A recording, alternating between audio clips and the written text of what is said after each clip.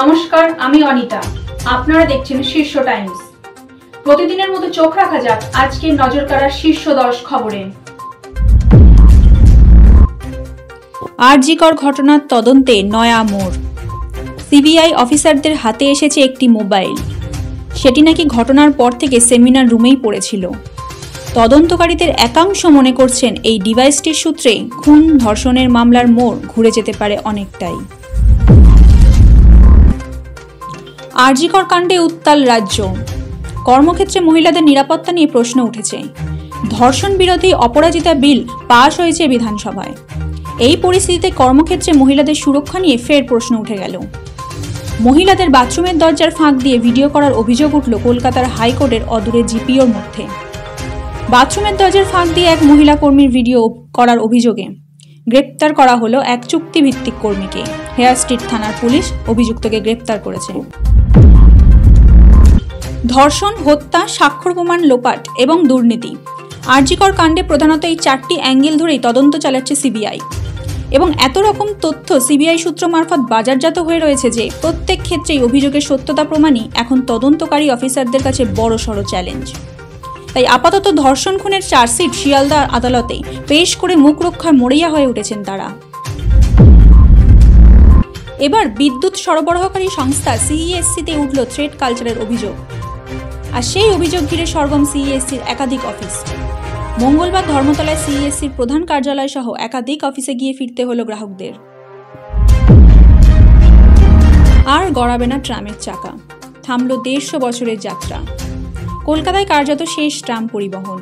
একাধিক রুটে ইতিমধ্যেই বন্ধ হয়েছে পরিষেবা। আর এবার প্রায় বন্ধ করে দেওয়ার সিদ্ধান্ত নিল রাজ্য পরিবহন দপ্তর। পরিবহন দপ্তর সিদ্ধান্ত নিয়েছেন মডেল হিসেবে ট্রাম চলবে শুধুমাত্র স্প্ল্যানেড থেকে ময়দান রুটে। এবার ব্যাঙ্গালোরের তরুণী খুনে বাংলার জোর। মূল অভিযুক্ত এ রাজ্যের বাসিন্দা বলেই দাবি করছেন কর্ণাটকের স্বরাষ্ট্রমন্ত্রী। পুলিশের দাবি বছর 26-এর মহালক্ষ্মী তার লিভ ইন পার্টনারের হাতেই খুন হয়েছে বলে অভিযোগ করেন নিহতের স্বামী। এবার সেই লিভ ইন পার্টনার আশরাফের সন্ধানেই কর্ণাটক পুলিশ এলো বাংলায়। 1.5 দশকের বেলাগাম দুর্নীতির জের বহিষ্কৃত মালবাজার পুরসভার চেয়ারম্যান স্বপন সাহা। মঙ্গলবার তৃণমূলের জলপাইগুড়ি জেলার সভানেত্রী মহুয়া গোপ দলের সেই সিদ্ধান্তের কথা জানিয়েছেন। জানা গিয়েছে দলের রাজ্য সভাপতি সুব্রত বক্সির নির্দেশে স্বপন সাহাকে পরবর্তী নির্দেশ না আসা পর্যন্ত বহিষ্কার করা হয়েছে। Hi Ravi, are you hungry? Don't worry. Buffet's with you. We are presenting you a Buffet's all time on time. In Buffet's food app you can select over 300 restaurants. You can choose your favorite food and add them to cart. Buffet's food app provides you easy and convenient paying options. Your order is placed now. So, you can wait little, your food is being prepared by restaurant. Your food is now ready for the delivery. Buffet's fast delivery, you can track the live position of the delivery order, enjoy your food. You rate us and download our app from Google Play Store.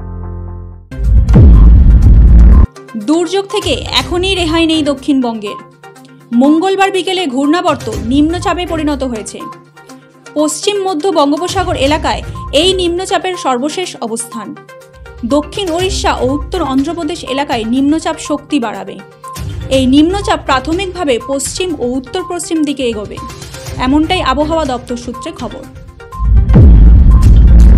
দেশে ফিরলে সাকিব কি গ্রেপ্তার হবেন? সাকিব ফিরবেন শিকরে। তার বিরুদ্ধে দায়ের হয়েছে খুনের মামলা। অভিযোগ উঠেছে অশান্তি ছড়ানোর। শেখ হাসিনার পদত্যাগের পর থেকে বাংলাদেশে পা দেননি সাকিব আল হাসান। ভারতের বিরুদ্ধে সিরিজ শেষে কি নিজের দেশে ফিরবেন বাংলাদেশের ক্রিকেটার? চিন্তায় বাংলাদেশ ক্রিকেট বোর্ডের কর্তারা। বড় চমক এবার দিল্লির রঞ্জিত কোহলি। ব্যাটে রান নেই বিরাটে। বাংলাদেশের বিরুদ্ধে প্রথম টেস্টে 2 ইনিংসে যথাক্রমে 6 ও 17 রান করেছেন। নভেম্বর মাসে অস্ট্রেলিয়ার সফর। সেই সফরের আগে কি ঘরোয়া ক্রিকেট খেলে নিজের প্রস্তুতি সেরে ফেলতে চান কোহলি? বাড়ছে জল্পনা। এখানেই শেষ করছি আজকের নজর কাড়ার শীর্ষ 10। ভালো থাকুন, সুস্থ থাকুন, চোখ রাখুন পরের খবরে।